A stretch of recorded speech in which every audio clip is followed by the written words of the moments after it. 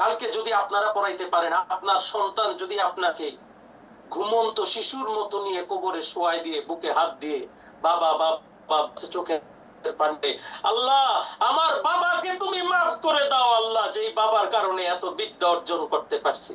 বলেন, সন্তানের দোয়ার চেয়ে দুনিয়ার কোন ব্যক্তির দোয়া কি বেশি কাজে লাগতে পারে? হইতে পারে? আপনার চেয়ে, আপনাকে আপনার সন্তানের চেয়ে কে বেশি ভালোবাসবে এই জগতে? বলেন।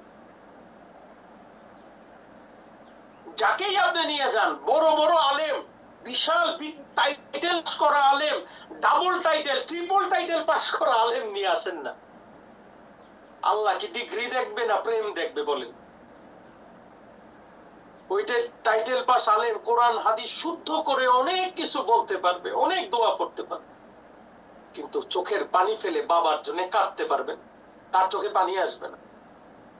কিন্তু সন্তান যখন ডাকবে, কাঁদতে কাঁদতে সমুদ্র বানায় ফেলবে, বলবে আল্লাহ তুমি আমারে মাফ করে দাও, আমার মারে মাফ করে দাও, আমার বাবাকে মাফ করে দাও।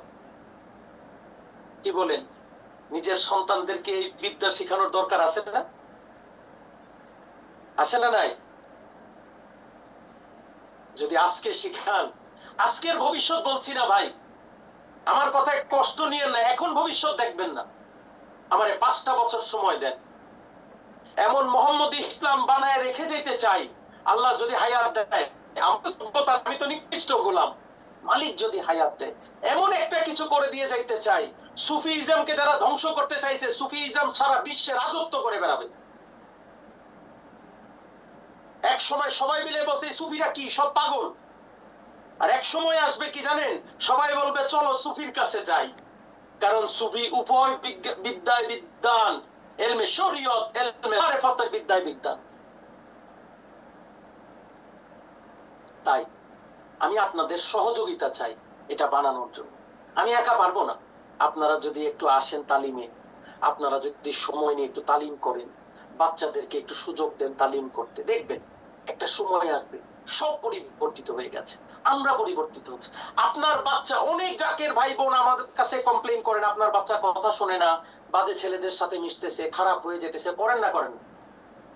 হ্যাঁ, প্রচুর নালিশ আমি পাই। অথচ বাচ্চাকে আল্লাহ ও রাসূল সে ছোটবেলা থেকে নিয়ে আসেন, দেখবেন তারা এই খারাপ পথ থেকে অনেক দূরে সরে যাবে।